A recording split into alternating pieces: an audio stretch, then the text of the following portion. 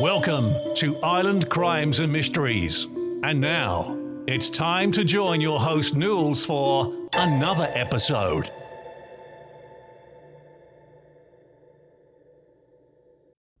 Hey guys, and welcome to another episode of Ireland Crimes and Mysteries.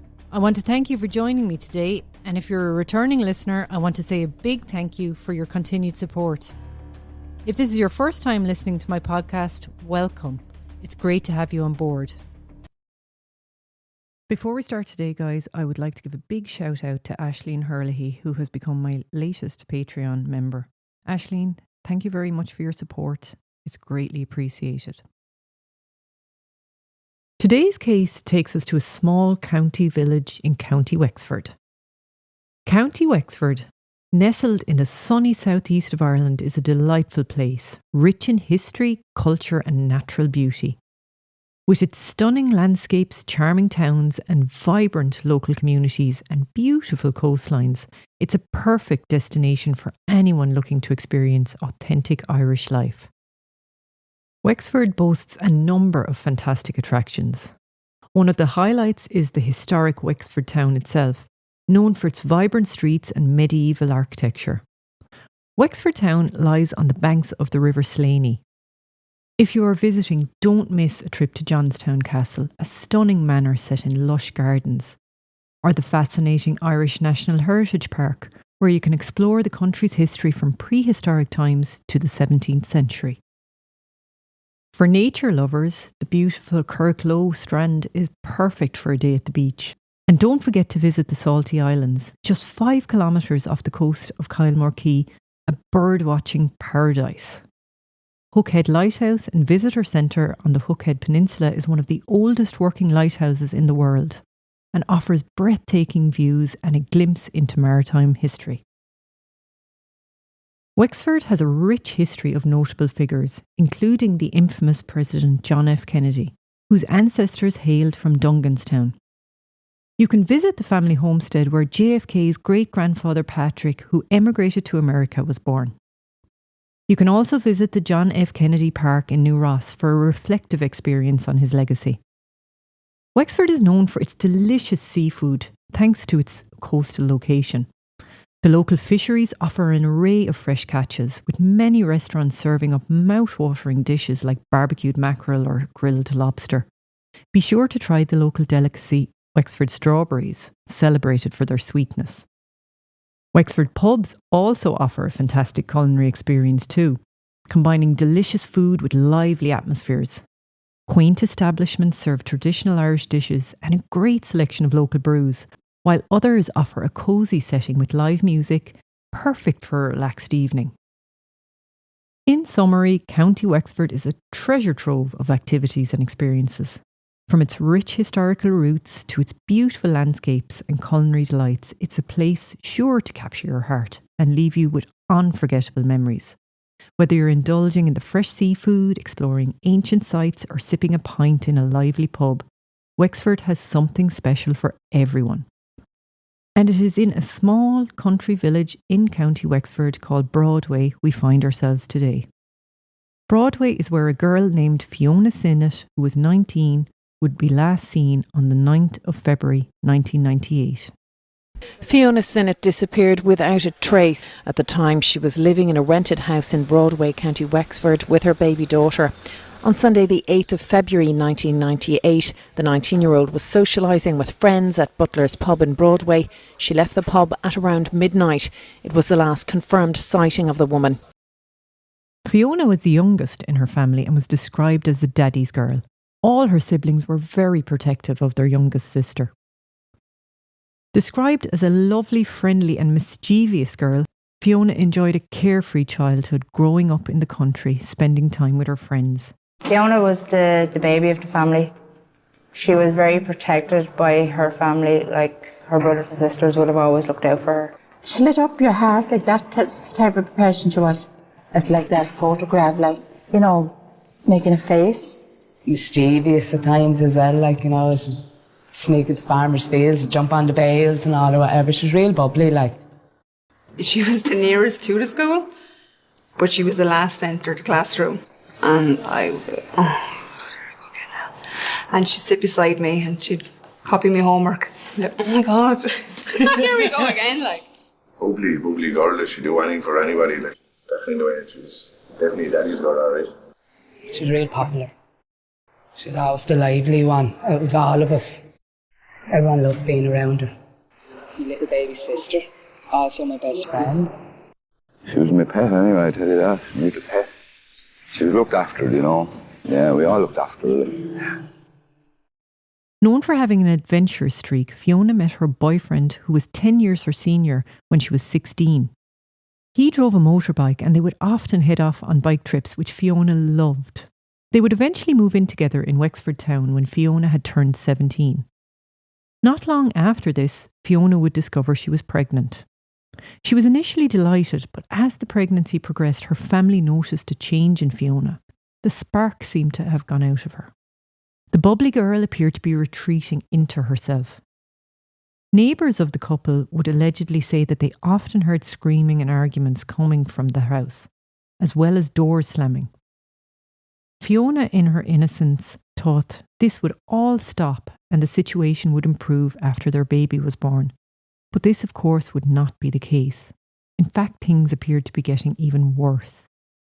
It was said that at this point the relationship had allegedly turned violent, with Fiona sustaining several beatings, and after these attacks she would go to ground, not leaving the house for days on end. The couple, along with their new baby, would move back to Ballyhit, situated halfway between Rosslare Harbour and Kylemore Quay, in June of 1997, but would be separated by that November.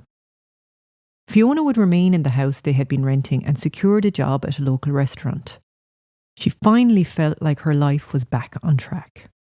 Fiona had spent the night of Sunday the 8th of February in Butler's pub Broadway, the local village pub, which was approximately a quarter of a mile from her home, socialising with friends. Her friends would later say Fiona appeared in good form, laughing and joking with them throughout the night. But they had noticed that she appeared at times to wince when she moved her arm, like she was in pain.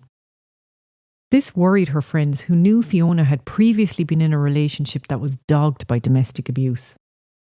But when they tried to probe further, Fiona seemed unwilling to talk about it, only saying that the pain was in her chest and arm.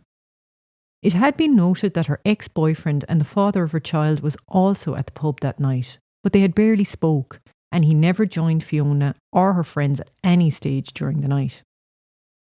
Fiona did at one point during the night call her home place and spoke with her sister, asking her to tell her brother Seamus to come down to the pub.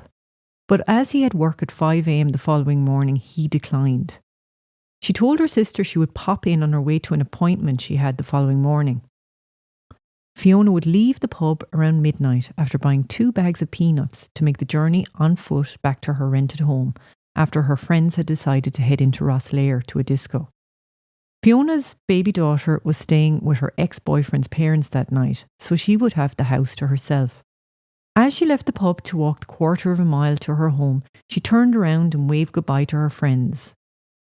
Her friends then noticed her ex-boyfriend follow Fiona out of the pub, which they thought a bit odd, as they'd barely interacted all night. Another witness later saying they had heard a brief heated exchange coming from outside the door Fiona had just left from. A passing motorist would later, after several appeals, tell Gardaí they had witnessed a couple outside a quarry gate having what they thought was an argument shortly after closing time. He also said that he saw 2 other males, describing them as one in their late teens and the other in their early 20s. He said they were standing only a few feet away from the couple that were arguing. This would have been on the same route Fiona would have taken to get home. Was this Fiona having the argument? And who was she arguing with? And who were the 2 males? They have never been identified. Another couple travelling by car would come forward some 7 years after Fiona disappeared, saying they had heard a female screaming around the same time.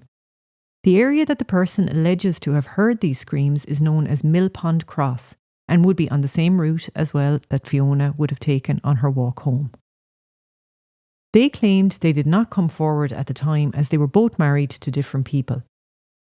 The ex would later admit to Gardaí that he had walked Fiona home that night, but his story was that he walked her home slept on the sofa, and when he woke the following morning at around 9 a.m, he went into her bedroom. He said Fiona was lying on the bed and she was awake. She told him that she was in pain and that she was going to go to the doctor, but allegedly told him she had no money and that she was going to hitch a ride to the GP. The ex said he gave her £3 and then left the house, being collected by his mother, and drove back to his own home where Fiona's daughter had spent the night. The baby would remain there for the period between the 6th of February, when Fiona had dropped her off, to the 18th of February, when Fiona's dad would visit a Garda he knew to report his daughter missing. The baby would usually stay with her paternal grandparents every weekend, and Fiona would have her from Monday to Friday. Why had they not asked why Fiona had not collected her daughter on the Monday like she usually did? On hearing that no one had seen or heard from Fiona in nearly 10 days, the Gardaí immediately commenced a full-scale missing persons investigation. When she hadn't turned up the morning after being in Butler's to her family home like she had said she would, the family just assumed she did not go to the doctors after all. In a world before mobile phones, it was commonplace to not hear from somebody for days on end.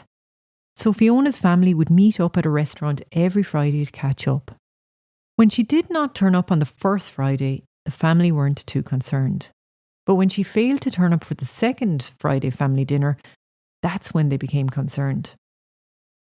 Fiona had on a few occasions went away for 2 or 3 days and would sometimes stay with a friend in Cork while she tried to figure out where to go with her abusive relationship. But this was different. She had never left for such a long period of time and would most definitely have been in touch with her parents or one of her siblings. But no one had heard from her. The family became very concerned when they realised that Fiona's daughter was with her paternal grandmother all the time Fiona had been missing. They knew things were serious then, as she would never go off and leave her daughter behind. The family also had some celebrations coming up too, that they knew Fiona would most definitely not miss. Her sister's 21st was coming up, and she had arranged with her other siblings a trip to Waterford to buy a present for her. And her own daughter's first birthday, which was on the 28th of February. Her family knew there was no way she would miss that. She'd been really looking forward to it and was making plans with the family and friends for her daughter's little party. Initial inquiries began at Butler's pub, as this was the last confirmed sighting of Fiona. Gardaí questioned people that were known to have been at the pub that night, and it was through these inquiries that Gardaí were able to confirm she had left the pub in the company of her ex. He was brought in to be interviewed. This was when he told the story of staying at the house and giving her the money for the trip to the doctor. Gardaí checked out the surgery in Bridgetown that Fiona was supposed to attend that morning, but they had no record of her attending that day or any subsequent days. Gardaí would also check other surgeries in the area as well as the hospital in Wexford, but she did not attend any of these either. Gardaí also set up checkpoints along the road to see if anyone had witnessed Fiona thumbing a lift towards Bridgetown that day, but came up with nothing. The whole community was out in force looking for Fiona. A forensic examination of the house showed no indication of foul play had taken place there, and what really surprised the investigating team was that there was no indication that Fiona had lived there with her little baby girl. All her personal belongings, including clothes, were gone. The house was stripped bare of anything belonging to Fiona and her child. The landlord would say that when he had previously visited the house, there was loads of personal effects there. So where had all her stuff gone? As the story gained traction in the media, a local farmer came forward to the Gardaí. He stated that he had found black bags dumped on his land in the corner of a field near a ditch. He assumed at the time it was someone just illegally dumping the rubbish and burned the bags in a fire later. He had, he said, before dumping them, checked the contents and found various items with the name Fiona Sinnott on them. He at this point knew nothing about the missing girl. He said the address on the items was for George's Street in Wexford and not for Ballyhit, where the farmer had thought she lived. This lent validity to his claim to have found the items, as he would not have known Fiona had lived in George's Street prior to her move to Ballyhit. But it was most unfortunate that everything had been lost to the fire, a result of the fact she had not been reported missing for 10 days. It appeared the person responsible for her disappearance was attempting to make it look like Fiona had just upped sticks and gone away to start a new life somewhere else by making all her worldly possessions disappear. During their inquiries, Gardaí had learned that Fiona, on a recent night out at the Tusker Rock Hotel, had met an English truck driver who had his truck parked at a local car park. He had stopped up for the night and was due to catch the first ferry from Rosslare the following morning. It was established that they had spent the night together. During the night, a former boyfriend of Fiona's allegedly approached the lorry, banging on the doors and shouting for her to get out of the cab. Fiona refused, and not wanting to get into an altercation with the lorry driver, he relented and left. Had this encounter sparked a fierce jealousy in her ex? It had been put to the Gardaí by a male person of interest that maybe Fiona had run off with this lorry driver or followed him to England. He even went as far as to say that he may have collected her from her home and put all her stuff in the lorry. The driver in question was located. He agreed to return to Ireland to be questioned. He admitted they had spent the night together in the lorry and that he had dropped her off in Kilrain village the following morning. This village was on the main road to Rosslare Harbour. She told him she would easily get a lift from here. He would go on to say that when the altercation with the ex took place that night, she was visibly terrified of him. The driver's whereabouts after that were easy to establish, as he had been on the continent with his truck, so he was ruled out as a suspect. Then the story started doing the rounds locally that the person responsible for Fiona's disappearance had actually murdered her and hidden her body in a nearby quarry. Was this the same quarry the couple were seen arguing outside the night Fiona is assumed to have disappeared on? Then, allegedly, 1 to 2 days later, the man, accompanied by 2 others, retrieved her body and put it in a blue van. It was said they then weighted down her body with chains and dumped her in a lake not too far from Fiona's house, called Our Lady's Island Lake. The lake was subsequently drained by Gardaí. This whole operation took over a month. Other lakes in the area were also searched by divers, and there was no sign of Fiona. This took a major toll on her family, and especially her father, her sister saying every time a diver would emerge from the water, their hearts stopped. It is said that the man suspected of being involved in Fiona's disappearance was already known to the local Garda drug unit based in Wexford town, as he was suspected of being allegedly involved in the low-level selling of cannabis and worked with a number of associates. These people were arrested in June 1998 for drug dealing offences and questioned. When asked about Fiona, a wall of silence was put up between them and the Gardaí questioning them. All they would say was that they had nothing to say and that this was not why they had been arrested. Over the next number of years, large searches continued for Fiona. Leads would be followed up and rumours of suspected burial sites looked into, but Gardaí kept coming up empty-handed. The only thing that was not changing or evolving over the years was who their main suspect was. Gardaí would receive information about a local man who had confided in a friend that they were one of the 3 people who had disposed of Fiona's body. The man in question told his friend that he was finding it harder with the passing of time to live with what he had done. When his friend suggested ringing the Garda confidential line and just saying the location of Fiona's remains, he refused, saying that only 3 people knew the answer to that question, and he feared for his life if they found out it was him who had spoken. He said he was terrified of the suspect and said he had been pressurised into helping with disposing of Fiona's body. He never made that call, nor had he told the person he confided in the location, and unfortunately he was found dead of a drug overdose in 2001. Gardaí are unsure if this overdose was deliberate or accidental. Another person on their deathbed gave information that they said they had for years and had been afraid to tell Gardaí for fear of reprisal. They said they had been told of a particular field Fiona had allegedly been buried in. This field was again searched extensively, but no trace of Fiona would be found. Then in 2004, Fiona's father would pass away. He was only 57 years old. He had been overtaken with grief since his daughter went missing. The family said he had died of a broken heart. Fiona was a really fun sister to have. back, you know. I have nothing but good memories of childhood. She was bright and bubbly, and she always had a bit of a smile on her face. She had a lot of love, you know. It certainly took its toll on the family, and the most heartbreaking thing was seeing the stress that it caused in the house, seeing how it aged my dad affected him terribly. By 2005, Fiona had been missing for 7 years and could now be legally declared dead. Operation Trace had previously made recommendations on certain actions that should be taken against persons of interest in the case. But when the new detective inspector for the Wexford-Kilkenny area was appointed, he discovered these recommendations had not been implemented. A low-key operation began out of Balcalan Garda station by specialist Garda, and on the 16th of September 2005, Gardaí arrested 6 people in connection with Fiona's disappearance. The main suspect and 5 others who were detained on suspicion of withholding information.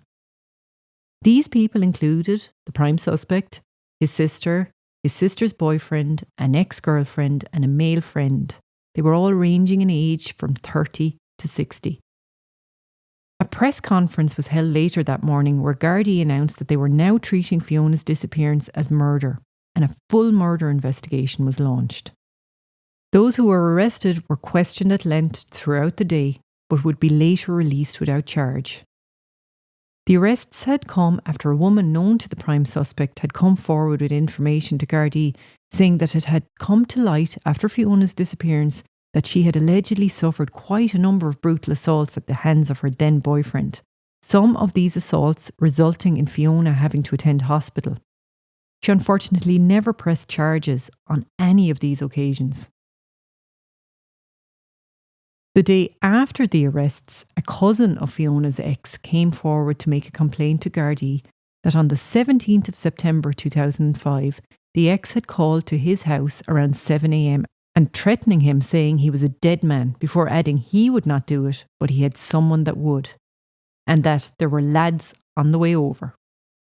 The cousin said that he believed him and really feared for his life. He left the house as he felt his life was in danger. The ex denies these allegations after being arrested in connection to this threat on the 30th of September. It would go to court and was heard by a judge on the 6th of July 2006. The cousin told the court that he had been aware that Fiona's ex had been in custody the day prior to the alleged incident at his home for another matter, but said he now wanted to withdraw his statement of complaint that he had made to the Gardaí. The ex would tell the court that he had been detained the day previous and held for 12 hours at New Ross Garda station. He claimed that during the day he had found out that his cousin had allegedly sexually assaulted his sister, whom he had a brief relationship with. He would be sentenced to 3 months in prison, and bail for appeal was set at €5,000. The appeal was held on the 11th of December 2005, and his sentence was set aside, but he was ordered to keep the peace for a period of 2 years. Over the years, Gardaí would continue to search for Fiona's body and follow up any tip-offs they would get. Her own family also continued the search for Fiona, searching bogs, septic tanks, foundations of houses, as well as fields and quarries. They had not stopped. Sometimes I hope she's still alive, but I have my suspects as well. We would be very grateful if they forward us and with answers. If they knew anything at all. I think it would only be right.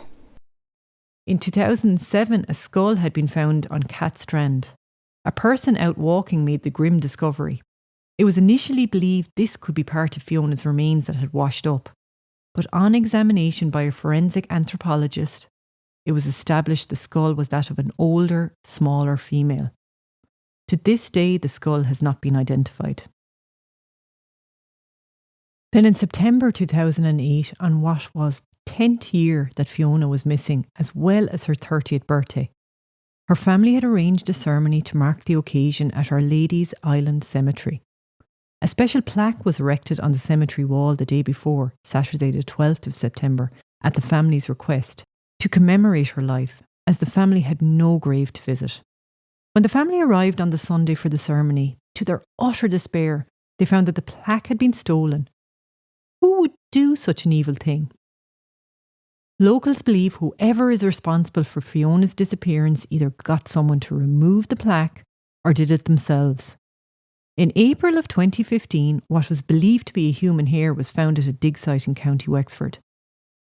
But further DNA analysis of the hair would disprove that. In August of 2015, Fiona's family had revealed they identified 2 dig sites. The digs were carried out with the help of Trace Missing Persons Ireland after getting the go-ahead from Operation Trace. Specially trained cadaver dogs were used in the search of the sites, but again, nothing was found. In 2016, Fiona's sister attended the National Missing Persons Day ceremony in Farmley House and gave a speech saying, "We just want Fiona to have a decent Christian burial which she deserves, not the burial place she has at the moment." A renewal appeal was made in April 2017 by Gardaí for information to help with locating Fiona. A special segment aired on Ireland's Crime Call programme, where Gardaí stated they were going to carry out a fresh forensic examination of the house Fiona lived in Ballyhit in light of new advancements in DNA technology. They would also carry out door-to-door inquiries in the Broadway area as part of the renewed effort to forward the case. Then, tragedy again for the Sinnott family as Fiona's sister Caroline died after a short illness in Wales where she was living. In an interview with Fiona's other sister Diane carried out in February of 2018, she spoke of how the family think about Fiona's daughter every day. She had remained with her paternal grandparents since Fiona disappeared, and the Sinnotts had unfortunately had little to no contact with her, which is so sad. Contact between the child and the maternal side of her family after her disappearance had become limited to arranged meetups at a hotel for 1 hour every fortnight. This became less and less as she grew older, to the point where there was no contact at all. In February of 2023, on what would have been the 25th anniversary of Fiona's disappearance, Gardaí renewed their appeal, saying, "On each occasion, An Garda Síochána continue to receive contact from persons in relation to this investigation.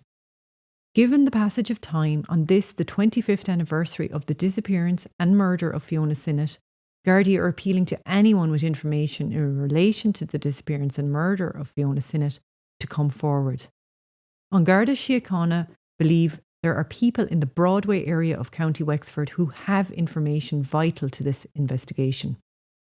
With the passage of time, it is possible that persons who have not spoken to the Gardaí to date, or who spoke to Gardaí over the past 25 years, but possibly have more information that they can provide, are now in a position to come forward." Something you see in movies, you don't expect your family to go through it. One never knows what's around the corner. This to me was there to be solved, and I believe it's still there to be solved. You can be in a very peaceful, sleepy village, and things can happen that could surprise many people. The hardest part was going away, not finding her. You can't grieve when someone's missing.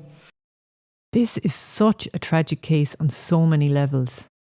Another tragic disappearance of a young girl in the 1990s. Although Fiona's name gets mentioned as part of the Vanishing Triangle, I think it is safe to say that again this case and what happened lies much closer to home. Gardaí have their suspect. The family feel they know who is responsible. But again, this person, because of lack of a body and lack of any incriminating evidence, appears to be getting away with it, as we've seen in so many other cases we have covered in past podcasts. The fact that Fiona was a girl who suffered appalling abuse and domestic violence and dared to leave and try and start a new and safer life for her and her little baby away from her abuser appears to be the catalyst for her disappearance. No running away to foreign lands, no wanting to start a new life free from the responsibilities of motherhood. Just a girl who wanted to not be a victim and to have a normal, happy life for her and her child. This girl, Fiona Sinnott, appears to have paid the ultimate price for daring to break free. So as always, if you have any information that can help get answers for Fiona's family and help bring this case to a much needed conclusion for all involved, please contact Wexford Garda Station on 053 9165 200. or the Garda Confidential line on 1800 666 111. Or alternatively, contact the National Missing Persons Helpline on 1890 442 552. Or you can email info@missingpersons.ie. Or if you do wish to remain anonymous, please contact Help Bring Them Home Confidential line on 1800 911 999. So guys, that's it for today's episode of the Ireland Crimes and Mysteries podcast. Again, thanks for your listenership, and don't forget to subscribe to the show and hit that auto download so you never miss an episode. Until the next time, keep your eyes open and your mind curious. This podcast has been compiled from information gathered in the public sphere, like news articles, documentaries, and open source material that can be found on the web. Everything in this podcast is alleged unless a conviction has taken place. You've been listening to Ireland Crimes and Mysteries. Join Nules for another episode, coming real soon. And keep up to date by following our social media sites, our YouTube channel, and our website, irelandcrimesandmysteries.ie.